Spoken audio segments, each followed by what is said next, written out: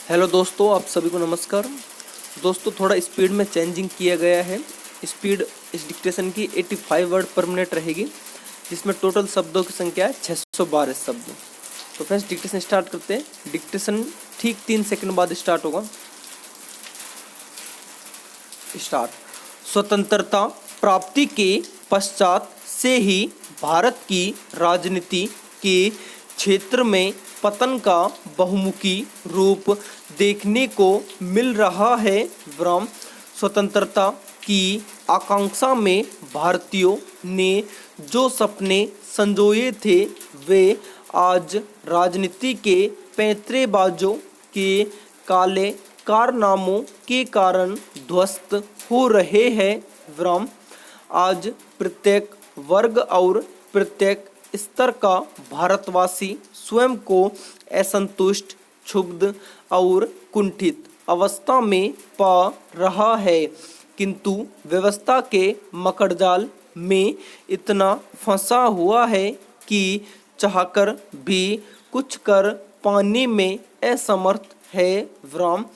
उसकी हालत आज ऐसी हो गई है कि उसे सांपनाथ अथवा नागनाथ में से किसी एक को चुनना अनिवार्य हो गया है। विराम। पैरा।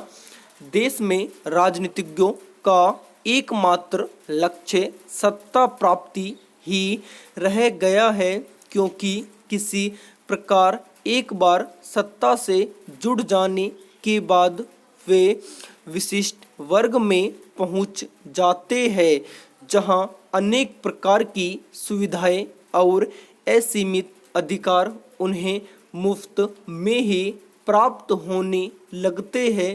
विराम। सत्ता में एक बार भागीदारी प्राप्त कर लेने पर असीमित सुविधाओं की मुफ्तखोरी का खून उनके मुंह ऐसा लगता है कि फिर उनके लिए कोई सीमा मायने नहीं रखती है और पार्टियों, व्यक्तियों का भेद समाप्त हो जाता है। विराम। एक सुविधाभोगी वर्ग जन्म ले चुका है, जिसका काम जनता के पैसों पर सर्वोच्च स्तर का ऐश उड़ाना होता है। विराम। देश के प्रख्यात परिवारों की वर्तमान और भावी पीढ़ी इसका श्रेष्ठ उदाहरण है, जिन्हें कुछ किए बगैर सर्वोच्च सुविधाएं मुफ्त में प्राप्त हो रही है। विराम। पैरा।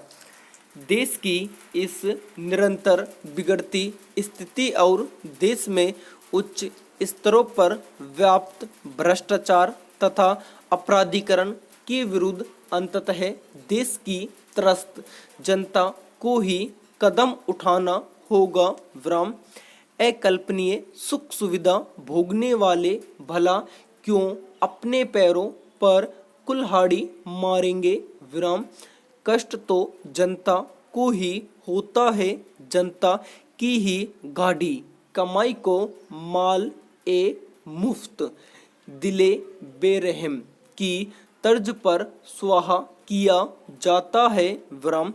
अंततः उन्हें इसके खिलाफ संघर्ष करना होगा, यदि वह इस गलत फहमी में है कि सरकारी तंत्र से जुड़ा कोई व्यक्ति ऐसा करेगा तो यह उसकी दुर्गति ही कही जा सकती है। विराम। पैरा। राजनीति के क्षेत्र में आजकल भारत में जो कुछ हो रहा है, उसमें कुछ भी हमें अशांति करने वाला नहीं है। विराम। राजनीति का अपराधीकरण हो रहा है। विराम।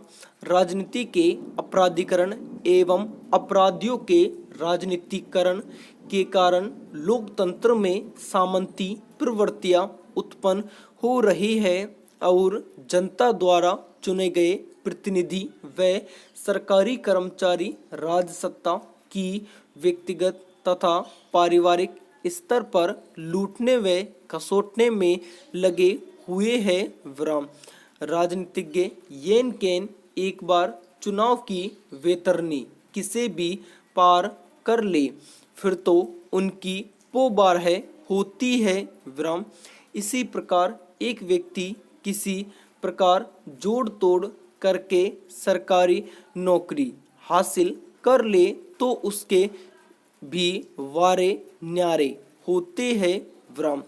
फिर तो ये लोग विशेष सुविधाओं के हकदार, कानून की पहुंच से परे, जनता से अलग एक खास वर्ग बन जाते हैं और इस देश की जनता के मालिक बन जाते हैं विराम पैरा।